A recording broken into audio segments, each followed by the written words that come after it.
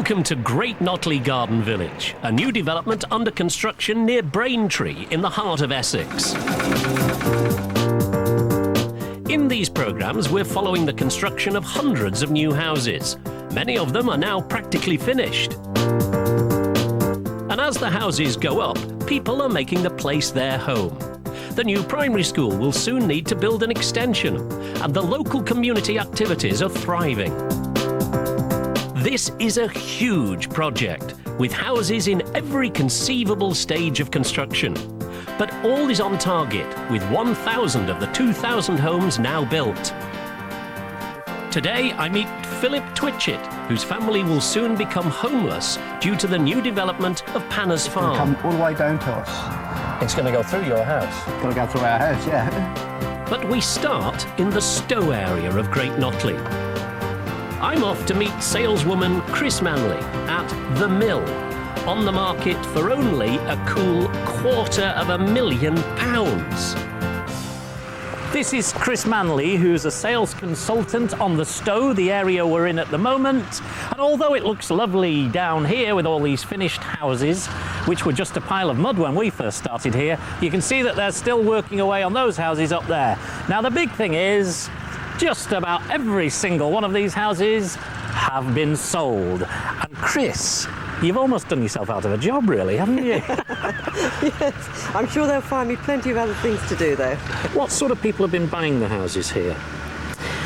Well, they range from single young girls to married couples, people with families. But what's surprising, that we've got large houses here and there's an awful lot of just couples purchasing them. Really? Very few children actually on the Stowe. So At the moment. At the moment. Well, yes, of course, those couples might just have children. Now, there's one house I do want to have a look at, and I know it's round here. This is one that has just come back onto the market, yeah? That's right, yes. That's plot 53, The Mill. So you've got something to sell, which is nice. How many houses on the Stowe have you actually sold in the year that you've been selling? 55. 55? So more than one a week? Yes, yes. This is it? This is the house. What is it? It's a 4-bedroomed house. It has got en-suites to all bedrooms, which I will show you. To all of them? Really? Yes, it has, although some of them are not what we call the Jack and Jill. It's, I don't know what that means. Well, I'll I'll show you. All right, then go on, you sell it. What we've got with this, again, we've got the rendering. It's all going back onto the old design of Housefield. The rendering there is called Picture Gallery Red, the colouring, which again is the old design. That's very much an Essex colour. Very much the Essex design, yes, it is. And also you've gone back again with the sash windows, as you can see there. Right, sell it to me then. Let's go in, and I'm going to be your customer, or potential. I'm not so sure about the green door, I have to say straight away. That is the Essex colours. Is it? Yes, it is. Okay. And coming into this room here, as you can see, is a very, very good size. It's what we call our breakfast family kitchen. Breakfast family kitchen. Because of this area here, you mean? Yes, well, I mean, again, depending on people's requirements, particularly like, say, if you've got your 2 kids for the weekend.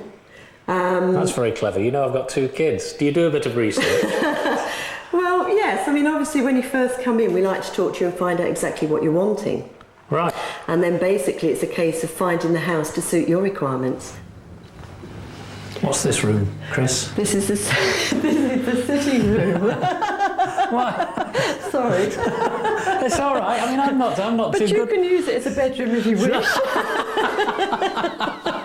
All right, then, this is the sitting room. Sorry. All right, maybe I should have recognised that straight away. Sorry. Now, remember, I'm a potential client here. I would have said that as well. What if I don't like part of a house? How do you avoid the bad bits and, you know, concentrate on the good bits? Well, there's no bad points of a house. It's just some items don't suit your requirements. With this house, what you see is what you get. There's no arguing. If you don't like it, live with it. Or change it once you've bought it. If you don't like it that much, is it the right house for you? All right. So that's the whole point of finding the house to suit your requirements. Okay, So- let's look at some more of it, and I'll try and identify the room next time. Shall we go upstairs?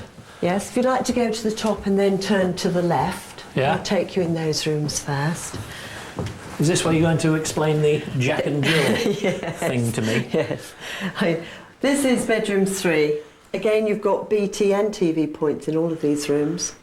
Keep the kids happy. That's right. And here you can see we've got the cupboard. Very nice and deep. Ample storage space. That is a deep cupboard, isn't it? It is, isn't it? Very good. Right. And then, of course, coming through then into what we call the Jack and Jill. This is the Jack and Jill. This is. Again, coming in from that bedroom, lock the door if need be. You've got your shower, toilet and facilities. And then, of course, the usual bit is they forget to open that. The other one's saying, let me in, let me in. Oh, there's another bedroom on the other side of this? Yes, then what you've got here is, sorry, we've just had carpets laid, so the door's a bit stiff there. Yeah. And then, of course, here you see you come through, all from the landing, into the 4th room. So that's Jack's, and this is Jill's, or vice versa? And then again here, you've then got a hanging wardrobe. This one isn't as large, but still, it still offers good facilities. Right, the master bedroom. So were you impressed with that? I am actually impressed with that. Yes, that's a good point. I like that. Go through. Chris is working extremely well on the sales pitch, and the mill does seem to fit all requirements. However, I think it's now owning up time.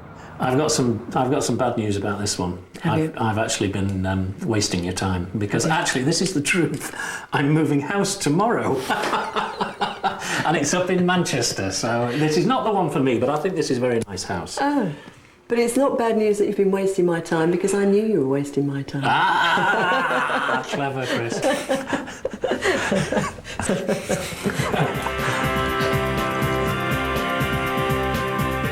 Well, it's time to go over to the Discovery Centre in the Great Notley Country Park.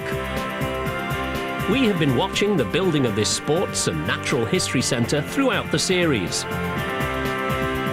This building is a hothouse of alternative technologies, whose motto is healthy body, healthy mind, and healthy planet. Today, there's a small celebration. This building is the Discovery Centre, and over the months we've seen it grow every stage from the ground up. And it has to be said, there have been 1 or 2 hiccups along the way, but finally this building is watertight, which means they're about to carry out a ceremony that's been going on for centuries. It's called topping out, although it's a little different these days. Richard and Brian are going to do it. Away you go, gentlemen. Thank you, Tim. You hold on to that. Hold on to that. What we're going to do is we're going to have a quiet drink. A quiet drink. Brian, who's the contracts manager and the site manager. Yeah. If I pour yours. Okay. I was actually going to give you some of the pond water, but I thought you might object to that. So. The pond water is actually sewage water that's recycled using reeds, so he's trying to be clever. But I think we'll leave it. Actually drink They it. do say that, but I've not tried it yet. So do we do anything, or do we just drink? We celebrate the fact that we're at the top of the building. We take a toast. Cheers. And then we chuck it over the panels. Yeah. Just like that. Okay. Just like that. Here comes mine. And there goes yours. There we go. Now you notice that we've used a non-alcoholic drink. In the old days, of course, there would have been beer. But in the modern health and safety conscious industry, we're not allowed it anymore. So there's no alcohol on site.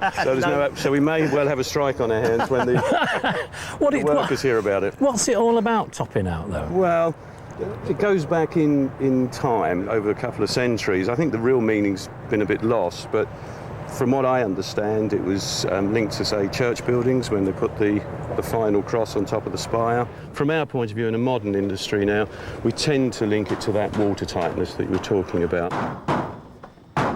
Is that why you splash it? That's why we splash it. We're just checking to make sure he's got it right.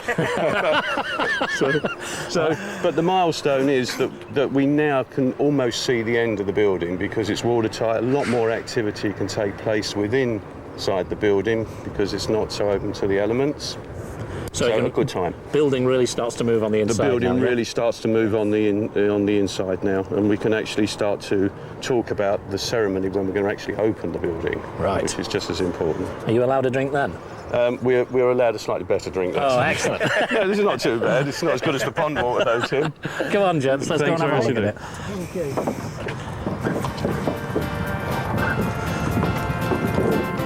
Join us in part 2 when I return to visit Jonathan Clark, casting his bird of prey.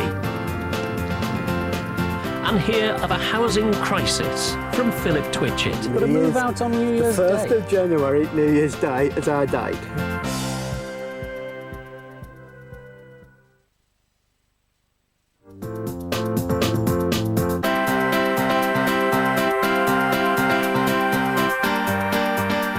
Welcome back to Great Notley Garden Village. Eventually, there will be 2,000 new homes here and a new community of over 5,000 people. The final phase of the development is now being built in the Panus Farm area. And it's here where I'm off to meet Philip Twitchit, who, along with his parents, is about to be made homeless. This is Philip Twitchit, who lives in this lovely old house. He was brought up in this old house on Panus Farm. These houses actually belong to the old farm that was just over there. Now, Panus Farm is actually the last bit of the development at Great Notley, which sadly means that Philip's family home, his family have been here for 38 years, is going to be pulled down. Now, last time we met you, you knew it was going to happen, but you didn't really know when. You've now got a date, haven't you? Yes, we've been told it's now going to be the 1st of January. That's not going to be a very good New Year's Eve for you, is it? No, it's going to be a bit of a downer, really. The last time, everything's going to be packed away. We'll be ready to move, but New Year's where? Day. You've got to move out on New Year's The 1st Day. of January, New Year's Day, is our date.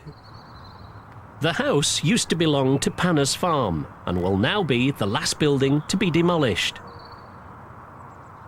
Philip's father worked on the farm until he retired when he was 70.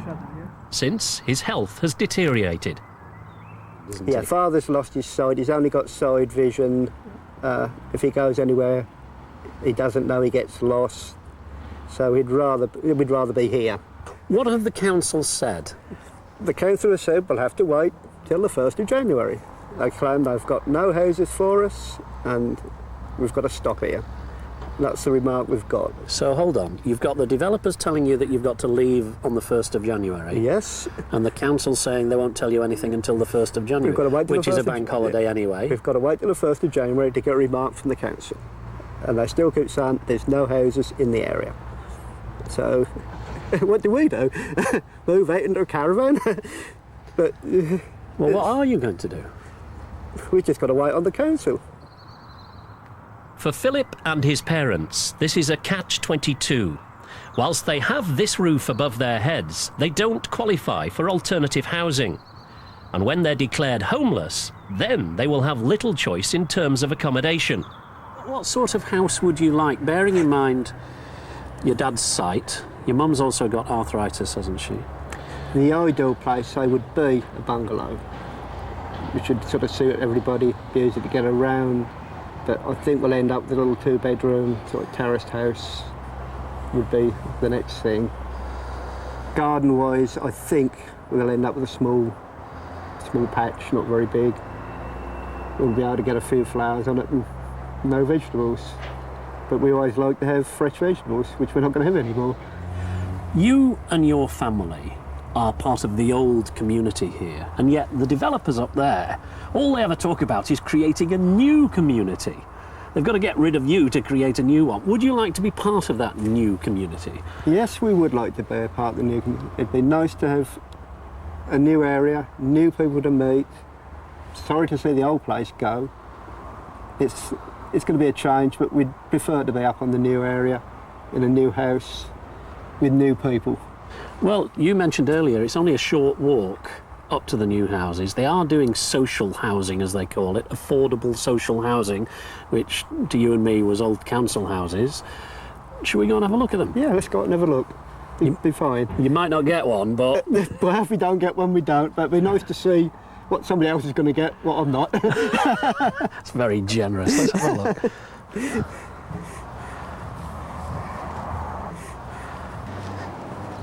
This is where the social housing begins. Basically, everything behind this fencing here. As you can see, there's quite a lot of them.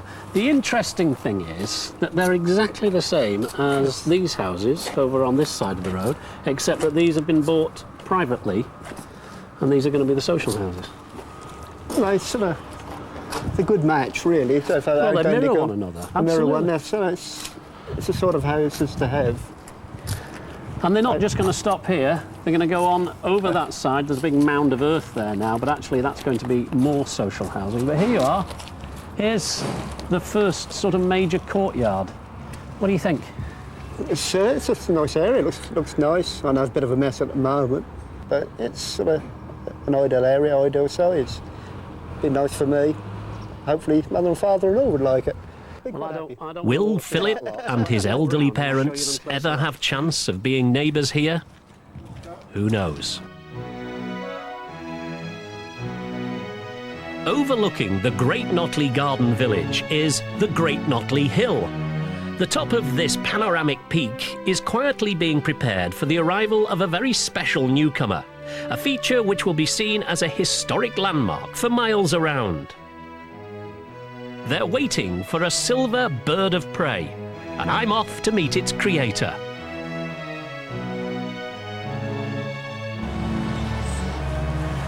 We've taken a short trip out of Essex to rural Suffolk to meet Jonathan Clark, a sculptor who's already very popular in Great Notley. He's got one or two pieces there right now. And a short while ago, we saw him win a major competition to build a sculpture on top of the mound that overlooks the Great Notley Bowl. It's based on a giant bird of prey. This is a hot melt glue gun. We last met Jonathan when he was cutting out the shapes of the bird in polystyrene. Stick two bits together like that, you see, so it's quite quick. You've got the model with you now. This is it. That's what he's going to look like on top of the hill. Which bit is actually under the sand at the moment? Well, we've got this element here. Because I'm limited to size that I can cast in one piece, it's all broken up into smaller parts. So I've got this element here being cast, and also a part of the neck. So it's its bottom and its neck. That's basically, yeah. That will be then when they'll all be welded together into its various parts when it's all finished and polished. The next part of the process is to bury individual shapes of the bird into the sand pit. They now become the mould, ready to be cast into the final aluminium sections. So these plant pots here, you're going to pull them out? Yeah, these will. These are actually removed now, and that you can see is the polystyrene of part of the running or runners or feeding system of the casting. That's the way to get the metal to the bits you want. So the polystyrene and the shape that you're actually making in here, is that made out of polystyrene as well? The whole thing's made of polystyrene. Yeah. So these runners, they're like sewer systems, aren't they? That's right. Yeah, it gets the molten metal to where it wants. It runs down along and then down into the casting. This is incredible. There's 18 kilos of aluminium sticking out of the furnace there. It's slowly melting into it. When you think about it, this process hasn't changed at all for thousands and thousands of years, ever since man first found metal ore. They started melting it in exactly the same way and carrying it in almost exactly the same way. The only difference is the material that Jonathan's actually melting. This is an old and ancient process. The molten metal runs into the casting. The polystyrene is 98% air, and as the molten metal runs down, it turns the polystyrene mould into a puff of smoke. It is just like a volcano.